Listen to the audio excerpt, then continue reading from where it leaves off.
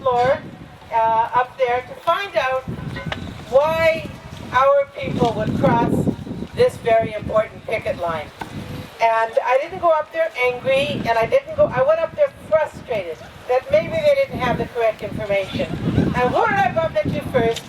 The National Black Journalists Association, because they're having their conference here. And I said to the woman, I said, did you know that we were boycotting, So I don't know whether or not the management of the National Black Journalists Association told the people, but I told them that they were crossing a very important picket line.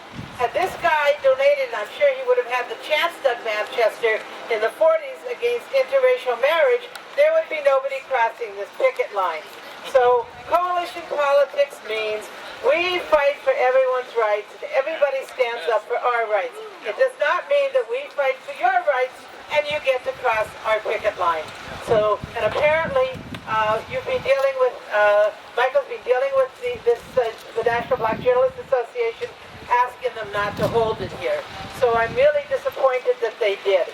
So I went up there to meet some lesbian and gays, and well, I don't think there's anybody transgender up there, certainly. And I ended up meeting two very nicely dressed lesbians from Washington who were on their way to the hors d'oeuvre room, right? It's on the balcony. Very nice. If you can't say something nice about somebody, don't say anything nice at all.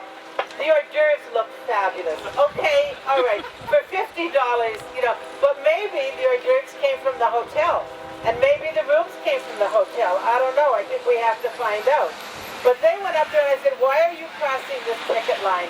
And they said, well, we heard that Doug Manchester apologized and was willing to give the gay community $125,000. And I said, I don't think he was going to give the gay community any money. I think it was going to be in kind, but the apology was because he lost so much money.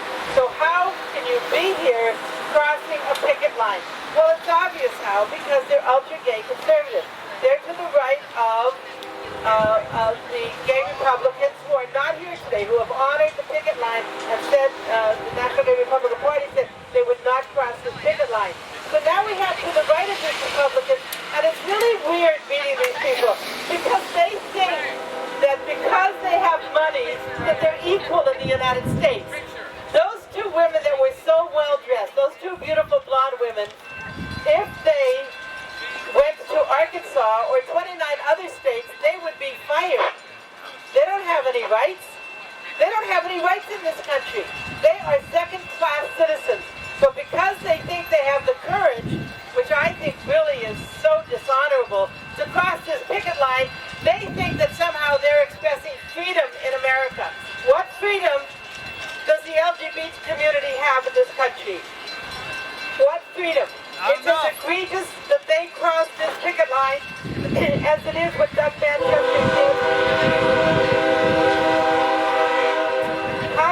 As it is what Doug Manchester did in the first place. And so I don't... There's only going to be 50 of them out there, from what I hear. And I'm sure that their explanation is, he apologized, therefore we should accept his apology. I'm sure that's what they're saying. No way! These people do not know or do not realize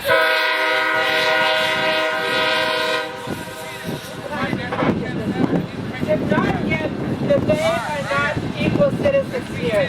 And even if they paid to live here, even if they're millionaires, they have no rights in this country. We don't have one right on a federal level. So when people going up and crossing the picket line of their community, and I said, well, do you believe that we should serve? Yes. Do you believe that we should have the right to get married? Same-sex couples? Yes. Then how could they cross the picket line that is trying to say, you donated the most amount of money for Yes on Profit? So I'm ashamed of them. And more than that, they're living in a dream world. Somehow they think if they dress beautifully enough, if they make enough money, if they stand with the right wing enough, somehow they're equal. No, they're not. They're no more equal than the Jews were in Nazi Germany.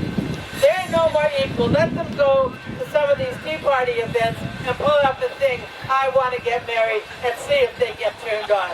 Let them see if the ultra-right wing accepts it.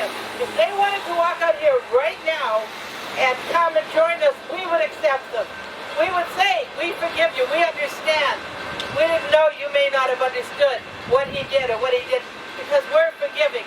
Instead, they're going to align with their enemies, the people that don't want them to have any rights, not the right to marry, not the right to work, not any right. So I am ashamed of them. Shame.